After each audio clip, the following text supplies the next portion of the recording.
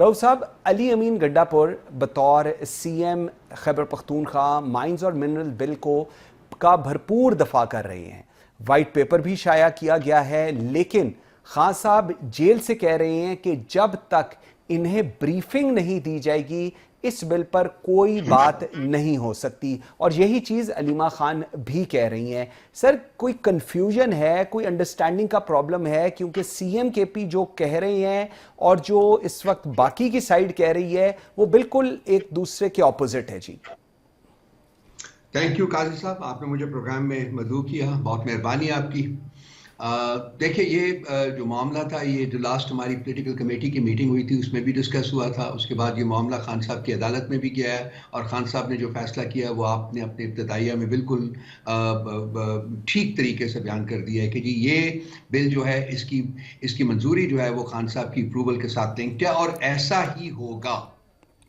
इसमें किसी किस्म की कोई डिविएशन नहीं हो सकती। बिल जो है उसके ऊपर कोई फर्दर प्रोग्रेस नहीं होगी काजी साहब जब तक कि खान साहब को ये एक कॉम्प्रिहेंसिव ब्रीफिंग नहीं दी जाती और वो इस बिल के तमाम कंटेंट्स जो है उसको अप्रूव नहीं करते। यही फैसला पॉलिटिकल कमेटी का है, यही फैसला खान साहब का है और यही फैसला जो है इसके ऊपर अमल दरामद होगा। इससे कोई डिविएशन जो है वो हो नहीं सकती। बिल्कुल सही। रऊफ साहब, मुझे जरा ये बताइएगा, इसके अंदर फेडरल गवर्नमेंट को हम रोल देख रहे हैं, ये तो एक प्रोविंशियल सब्जेक्ट है, इवन इससे पहले भी ये एक प्रोविंशियल इशू था।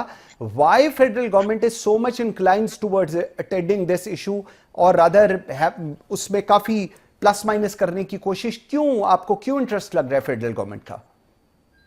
देखिए, ये सवाल असूलन तो फेडरल गवर्नमेंट से होना चाहिए, लेकिन उनका यही जो इसरार है और यही जो उनका लेटर था जिसके मुताबिक उन्होंने वर्चुअली प्रोविंशियल गवर्नमेंट को अहकामात सादर किए थे कि इस बिल को मंजूर करवाया जाए, उससे शुकूक व शुबहात ने जन्म लिया है।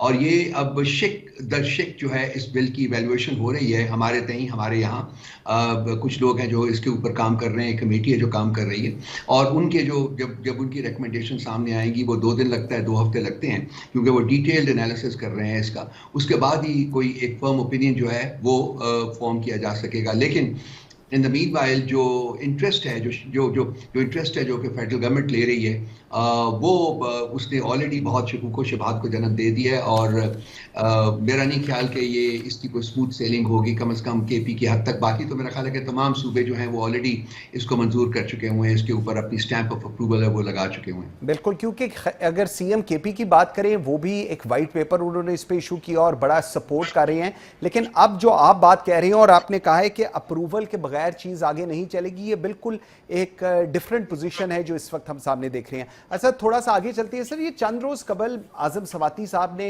एक दावा किया था कि खान साहब ने 22 अगस्त को मुझे मुज़ाकरात की इजाजत दी। फिर उसके बाद हमने देखा कि बैरिस्टर गौहर जाके खान साहब को मिले और बाहर आके उन्होंने कहा कि उन्होंने किसी को ऑथराइज नहीं किया, कोई डायलॉग नहीं करेगा उनके बिहाफ के ऊपर, वो आइन और कानून के मुताबिक पूरा प्रोसेस चलेंगे और अगर उनकी रिहाई होगी तो वो इसी के मुताबिक होगी। सर, ये 2 चीजें क्यों सामने आई हैं इस तरह की? कल साहब, ये एक्चुअली 2 चीज़ें नहीं हैं, लेकिन ये 2 मुख्तलिफ सब्जेक्ट ज़रूर हैं जी। एक उन्होंने बात जो की थी डायलॉग की, डायलॉग के बारे में खान साहब ने फरमाया कि डायलॉग के दरवाजे हमने कभी बंद नहीं किए, वो खुले हुए थे, खुले हैं और खुले रहेंगे। इस सिलसिले में जब भी मुज़ाकरात शुरू होंगे हम उसमें शामिल होंगे।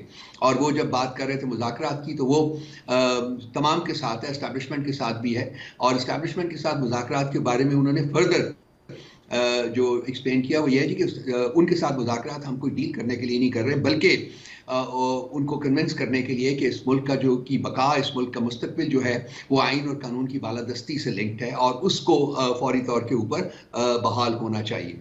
ये तो एक साइड होगी ना मुज़ाकरात की। दूसरा, उन्होंने अपनी ज़ात के बारे में कहा कि मैंने किसी को ऑथराइज नहीं किया कि वो मेरी ज़ात के बारे में किसी डील के कॉन्टेक्स्ट में किसी से कोई बातचीत करे और मैं जब भी बाहर आऊंगा जेल से, मैं अदालतों से बरी होके, बाइज्जत बरी होके बाहर आऊंगा। सो ये 2 मुख्तलिफ चीजें हैं। मुज़ाकरात जिसके लिए हम तैयार हैं, बातचीत करने को तैयार हैं।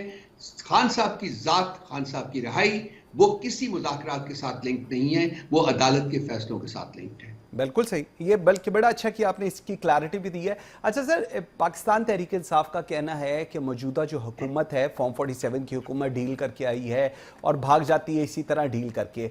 हिस्ट्री हम अगर देखें थोड़ा सा, मैं बैक में अगर पाकिस्तान की तारीख में जाएं तो हम देखते हैं कि वज़ीर आज़म जो भी गिरफ्तार हुए या तो वो फांसी लगे या डील करके वो रहा हुए।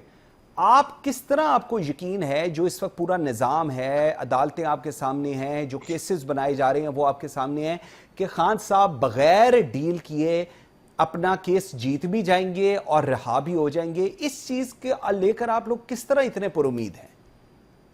आप सही कह रहे हैं काजी साहब, जो डिस्पॉन्डेंसी है वो तो है, मौजूद है, जो अंधेरा है वो तो मौजूद है, लेकिन जहां अंधेरा होता है साईं, वहां रोशनी की किरण भी होती है। आज तक क्या कोई रोशनी की किरण को रोक सका है या रोक सकेगा? क्या किसी की सकत में ये है कि रोशनी को मुकम्मल खत्म कर दे हमेशा के लिए?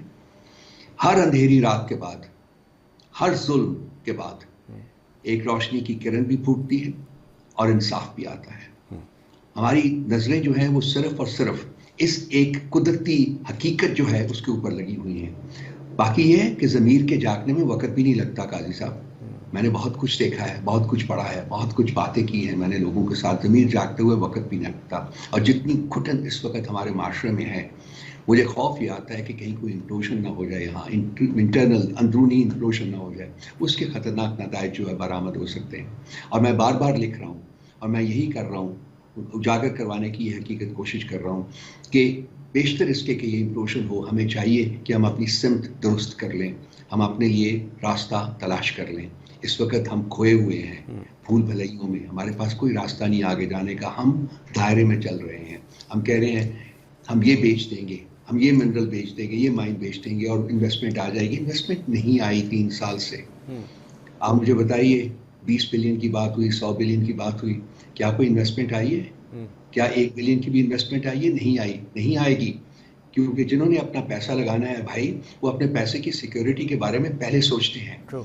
अगर आपका अपना बंदा जो है पाकिस्तानी, वो भी इस मुल्क में इन्वेस्टमेंट करने के लिए तैयार नहीं है, तो क्या कोई बाहर वाले जो लोग हैं वो इस मुल्क में इन्वेस्टमेंट करेंगे? जबकि आपकी पॉलिटिकल इंस्टेबिलिटी बढ़ती जा रही है, जबकि आपके जो टेररिज्म के खदशात हैं वो बढ़ते जा रहे हैं, जबकि जियो स्ट्रेटेजिक जो है वो यहाँ डिसइक्विलिब्रियम इस इलाके में जो क्रिएट हो चुका हुआ है, सही कह रहे हैं, वो भी बढ़ता जा रहा है।